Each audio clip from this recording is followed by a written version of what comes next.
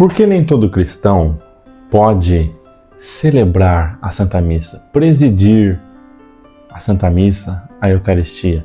Por que somente padres e bispos é que podem presidir a missa?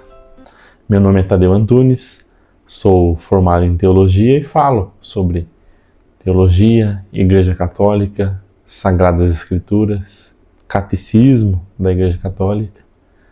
Então, se você gosta desse tipo de assunto, inscreva-se no canal, curta o vídeo, faça um comentário com alguma dúvida que você tenha e compartilhe com quem você acredita que precisa saber.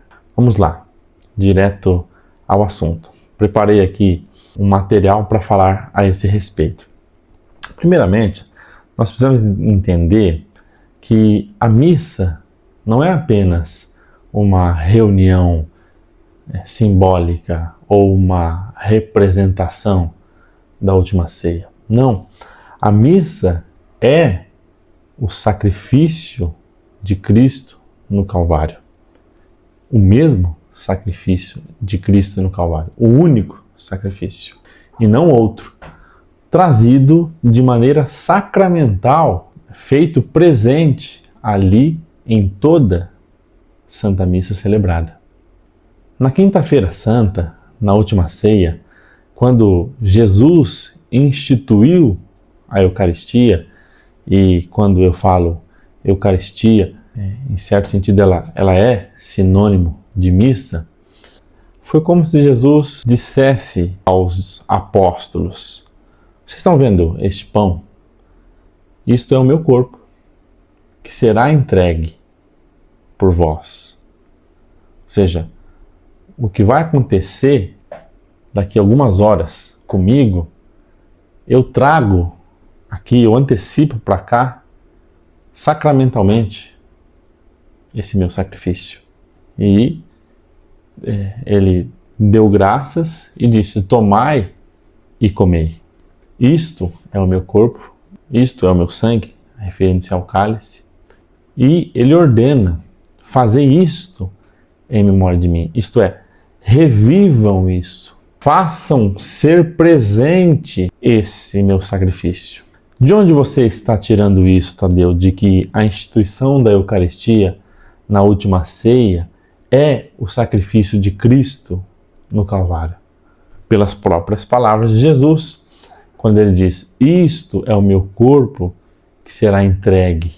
Quando ele pega o cálice de vinho e diz: isto é o meu sangue que será derramado para a remissão dos pecados. Ou seja, ele estava ali junto com os apóstolos na Santa Ceia, mas ainda não tinha derramado seu sangue. Mas ele já falava naquele momento que aquilo já era o sangue dele que será derramado. Ou seja, ele antecipa, ele traz para aquele momento o mesmo sacrifício que ele vai se dar em sacrifício horas depois. Além das Escrituras, da Bíblia, é também o que nos ensina o Catecismo da Igreja Católica no parágrafo 1367. Vamos acompanhar. O sacrifício de Cristo e o sacrifício da Eucaristia são um único sacrifício. É uma só e mesma vítima. E aquele que agora se oferece pelo ministério dos sacerdotes é o mesmo que outrora se ofereceu a si mesmo na cruz. Só a maneira de oferecer é que é diferente. E porque nesse divino sacrifício que se realiza na missa, aquele mesmo Cristo que a si mesmo se ofereceu outrora de modo cruento, ou seja, com sangue, com a flagelação, sobre o altar da cruz, agora está contido, imolado de modo incruento. Este sacrifício é verdadeiramente propiciatório. Mas como era, Tadeu, o entendimento dos primeiros cristãos a esse respeito? Como eles entendiam essa celebração dominical, a celebração da Eucaristia. A palavra Eucaristia significa ação de graças. Como é que eles entendiam? Será que eles entendiam que era realmente um sacrifício de Cristo no Calvário, no qual eles se uniam ao sacrifício de Cristo? Vamos ver o que nos diz a Didaquê, que foi escrita no ano 90 depois de Cristo, ou seja, no primeiro século, conhecido também como o Catecismo dos primeiros cristãos. No capítulo 14, diz assim: reúnam-se no dia do Senhor para partir o pão e agradecer, depois de ter confessado os pecados, para que o sacrifício de vocês seja puro.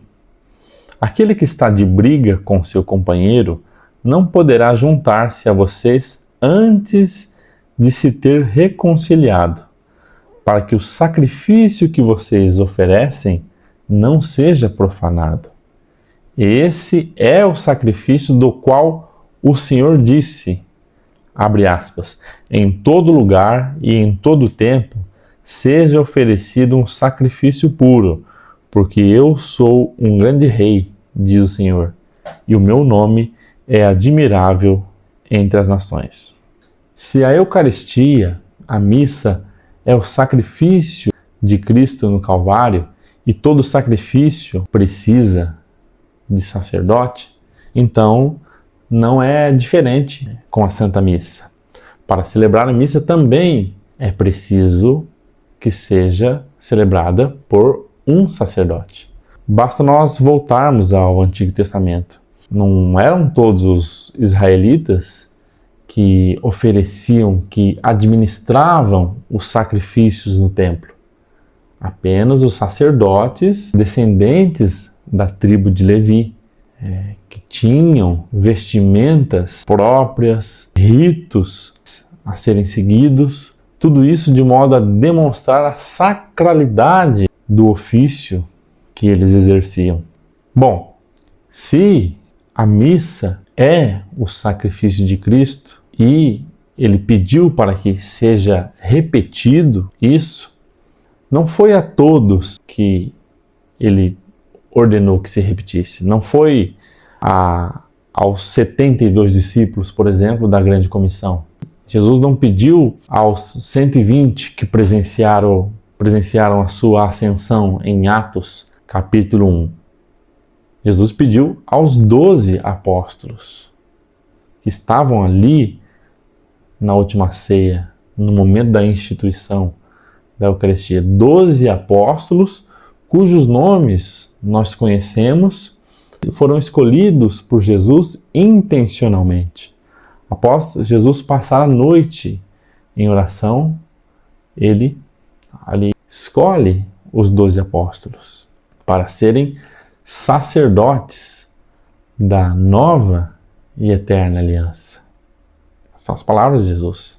Ao instituir a Eucaristia, Jesus dá aos apóstolos um mandato, uma habilitação, fazendo-os, então, sacerdotes. Ao sacerdócio comum, a todo cristão batizado e participam do sacerdócio de Cristo, formando uma comunidade sacerdotal, porém, há também o sacerdócio ministerial ou hierárquico dos bispos e dos padres, que são os colaboradores dos bispos, é um sacerdócio diferente e que está a serviço do sacerdócio comum a todos os fiéis. É o que nos explica o artigo 1547 do Catecismo da Igreja Católica. Vamos ler. O sacerdócio ministerial ou hierárquico dos bispos e dos presbíteros, que também é sinônimo de padres, e o sacerdócio comum de todos os fiéis, embora um e outro, cada qual segundo o seu modo próprio, participam do único sacerdócio de Cristo, são, no entanto, essencialmente diferentes, ainda que sendo ordenados um para o outro. Em que sentido? Enquanto o sacerdócio comum dos fiéis se realiza no desenvolvimento da vida batismal, vida de fé, esperança e caridade, vida segundo o Espírito, O sacerdócio ministerial está ao serviço do sacerdócio comum. Ordena-se ao desenvolvimento da graça batismal de todos os cristãos. É um dos meios pelos quais Cristo não cessa de construir e guiar a sua igreja. E é por isso que é transmitido por um sacramento próprio, que é o sacramento da ordem. Posso fazer um vídeo também falando a respeito do sacramento da ordem, quais são os requisitos para ser ordenado padre e futuramente bispo, tá? Só escrever nos comentários. Dito isso, apenas padres e bispos podem presidir a missa, pois eles receberam o sacramento da ordem em virtude da sucessão apostólica ininterrupta que remonta aos apóstolos. Aí muitos podem se perguntar, mas essas palavras, bispo, presbítero, que é sinônimo de padre, aparecem nas Sagradas Escrituras? A resposta é sim. Por exemplo, na carta de São Paulo a Tito, existe a palavra episcopos, que é bispo, né? Que do grego episcopos significa supervisor, fala a respeito de presbíteros. Os bispos e padres, ambos sacerdotes, ao ministrarem os sacramentos aos demais fiéis, eles agem na pessoa de Cristo, cabeça. Tanto que na consagração do pão e do vinho, por exemplo, não dizem isto é o corpo de Cristo no momento da consagração.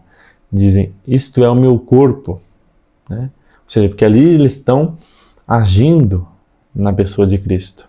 Se você gostou desse vídeo, se você aprendeu a razão pela qual somente padres e bispos podem presidir a Eucaristia, porque participam da sucessão apostólica, curta o vídeo, comente, compartilhe e ajude esse canal a propagar mais a fé da Santa Igreja Católica.